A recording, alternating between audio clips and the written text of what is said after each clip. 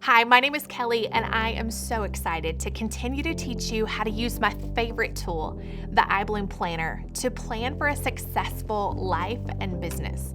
Or maybe you have a ministry or nonprofit. Today, we're specifically going to talk about how to plan for a successful year. Now, if you've missed the previous videos, be sure to check out the links below where I teach you how to use the planner to plan for a successful month, week, and day. However, this is my favorite one because I believe planning for a successful year is what sets us up for long-term success. It's ensuring that we're using our time and energy on the most important things rather than letting life happen from month to week to day. I don't know about you, but time seems to go so fast these days. And we get this one life and we want to use it to its fullest.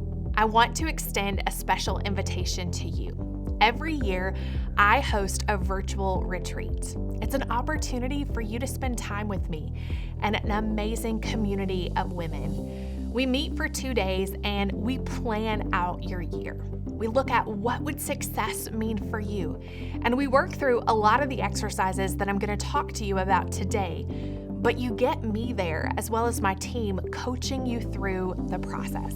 It's one of my favorite events that we host each year. And so depending on when you're watching this video, you might be able to sign up to attend the virtual retreat with us live. You'll find the information below this video. Or if you're watching this video after we've done it, you can still participate. You'll get access to the recordings and the workbook so that you can schedule your own personal retreat. So when you open your planner, you will see these gorgeous tabs. Now keep in mind, if you're using the free sample that you downloaded, then you will need to purchase the planner to get access to the planning pages and the content that we're going to talk about today. Or if you're using the 2020 printable version that you purchased, you obviously won't have the tabs, but you'll still have the content for this section. So you're going to want to go to the 2020 plan tab. And it starts with a reality check. This is our place to just get honest with ourselves. Over the last year, what went well with our business, with our personal life, our career, our ministry? And you'll see they're divided into 2 sections, but you can use this space as you like. The important part is you get honest, that you celebrate the things that went awesome, and you look at, okay, what are the things that didn't go so well? And what are the things I'm going to change going into 2020? All right, then on the next page, you'll see it starts with my ideal life for 2020.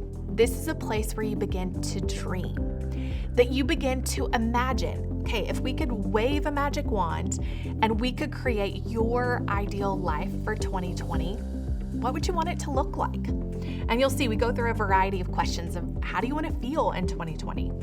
Who do you want to be or become? What do you want to accomplish? What will a typical day look like? Again, dream. Don't necessarily think about current reality. This is you creating that perfect day that you want. Now, you don't want to be so unrealistic that it can't actually be possible, but don't feel like you're stuck in your current reality. Use this as an opportunity to dream, but be realistic. And then what are the desires of your heart for 2020? This is a time to just spend with God and ask Him, God, what are your desires for me in 2020? Just listen as He starts to show you. Then in the next section, this is where you're going to start to create your daily routines. Now, I feel like routines are key to living a successful life. I love having a morning routine of when I first wake up in the morning, but also a beginning of a workday routine. What do I want at the start of my day? But then how do I want to end my work time? I like to tidy up my desk and clean up my email inbox as much as possible. And then there's an evening routine. What is going to set you up for success in the evening so that you are prepared the next day for a successful day? Then you'll see there's a place for you to choose your theme. Now, at the retreat, we walk you through a long process of identifying your theme for the year. Or you can just answer these questions and work through it on your own. You have the coaching tools to get started in this section. but a theme is just something that's going to be kind of your motto for the upcoming year. Again, ask God to show you, what does your theme need to be? Then one of my favorite pages is identifying priorities. So we encourage you to have 3 to 5 priorities for the year. These are things that are going to get the majority of your time and your energy and your focus. But it's one thing to just identify the priority. Like, I can say my relationship with my husband is a priority, but if I'm not being intentional about how I'm going to live into that relationship, then I'm kind of missing the point. And so this year, I'm so excited that we have the place for your priorities, that you can write those in, but then we've encouraged you to think about 2 specific ways that you can live into each of those priorities. So for instance, my relationship with my husband, we do a weekly date day. Usually it's Fridays at lunch. We know that's on the calendar. We're committed to that. We also commit to quarterly weekend getaways. So those are 2 things that in the midst of everything else, we know are going to happen. It's a way that we prioritize our relationship. So you'll want to do that for each of your priorities. What are the specific ways that you're going to live into that priority? Then in the next section, this is kind of just a planning big picture. So identifying your favorite me time activities. What do you love to do for yourself to recharge, to energize? Like, if you could pick anything, what would it be? And you may be wondering, why does this need to be included in a planner? Well, I'll tell you why.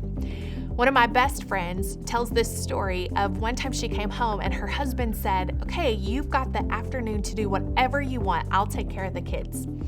And she said she sat in her driveway for like an hour trying to decide what on earth she was going to do. And so I don't want you, nor do I want myself, to do that same thing. I want to know, what are the things I actually enjoy doing? And sometimes we don't even think about the things that bring us joy, the things that bring us delight. And so this is your opportunity to write those down. I would encourage you, if you're married, share them with your spouse so that he knows that when you have alone time, this is how you would love to spend it. You might even get a nice gift card or a time schedule that you can invest in that thing. It's so important that you're taking time to invest in yourself and doing things that bring you joy. Then you'll see date night ideas. So if you're married, you could use that for a date night, or if you're dating someone. If you aren't with someone or don't do date nights, this could be a date night with yourself, or it could be like girlfriend trips, getaways, whatever. But spend time identifying, like, what do you want to do? I know my husband and I can kind of get in a rut and just do restaurant dates all the time. And so when we started doing this, we got more intentional about hiking or traveling to specific places or creating memories. So use this as an opportunity to invest in your relationships. Then you'll have a section for books that you want to read and conferences that you might want to attend. This could also be online trainings. I just like to use this throughout the year. So you don't necessarily plan all this out when you're creating your plan for the year, but it's a place to come back to. When I see a book on social media that I definitely want to read, I stick it on this list so I can remember, yeah, I wanted to read that. All right, next section is a vision board. I love using magazines, inspirational words, things that really set the tone. So creating a vision board for your year based on your priorities, based on your goals, a lot of the things that we already covered. So you can do that right in your planner, which I love, because then I can look at it on a daily basis when I'm starting my day to remind myself, okay, yeah, these are the reasons I'm pursuing these goals. These are the reasons I want these priorities. And so you could do this with magazine clippings, you could do it with art journaling. Those of you who are far more creative than me, like, make it your own and beautiful. All right, the next section starts to look at business. Now, if you don't have a business or you don't have a ministry or nonprofit you're a part of, you might want to just skip these next few pages. Or you could use them for things that you're doing in your home or other things. But if you do have a business, let me teach you how to use these pages effectively. So the first thing is you're going to start to ask God to show you His vision for your business this next year or your ministry this next year. And so you're going to just write down or art journal or write down the things that come to mind as God shows you. What would a vision be for the upcoming year? What would success look like? And then as you're spending that time with Him, you're going to ask Him, God, show me, how will I know that 2020 has been a success for my business? And you're going to write down, what are the specific things that you would have accomplished? And accomplished could look really different, because remember, this is based on your personal definition of success. And so it may not be a financial goal like most people would think in business. It might be that you want to develop a character quality, or you want to wake up each day with peace and joy as you think about your business. This is your time to spend with God, and what He shows you success is might look really different than what the world says, and it's okay. All right, then you're going to have a section for projects. And so generally, based on the vision and the goals that you have for your business for the upcoming year, you're going to identify some projects that are going to help make those goals or that vision a reality. And so in the top section, you can just brainstorm different ideas that come to mind for projects. And then as you start to get clarity, you can plug those in. Now, I don't recommend that you have more than 5 big projects a year. I used to be one of those people that was constantly tackling big projects, 12, 24 a year, and wasn't fully executing them. And so it wasn't until I started doing 5 big projects a year, and generally these are things that are going to move my business forward. They're going to help me get to where I want to be long term.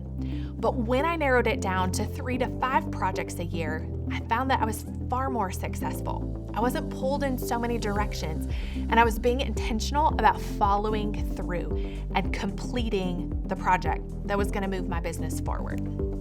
Then you have a project timeline. I love these pages to just get a quick snapshot of when am I actually going to do the projects, because you can't do 5 projects at one time.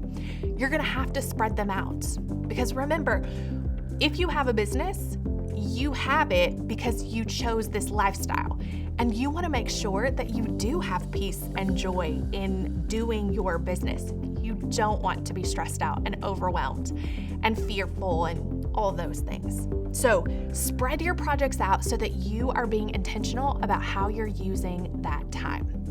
And then if you want to flesh out your projects further, you would use your monthly, weekly, daily parts of the planner to do that. One other thing about the planner that I love are just the notes section, and I think this is a great place. If you have additional things related to your projects that you want to flesh out, you can use the notes. There are lined pages, and then there are also some blank pages for those of you who are more creative than me. All right, and then one other little feature of the planner I'll just mention is the pocket, so you can put your papers in there as well. All right, I have showed you how to plan for a successful year, and if you've watched the other videos, we've talked about how to plan for a successful month and a week and a day. You have the tools you need to create a life that you love, and a life that allows you to live into your priorities and to live a life of fulfillment. I am so grateful that you have joined me, and I would love, again, for you to join us at the virtual retreat, where I get to coach you through all of those pages and so much more, and teach you how to really lean into God and to get His plan and vision for your upcoming year. All right, have a great day.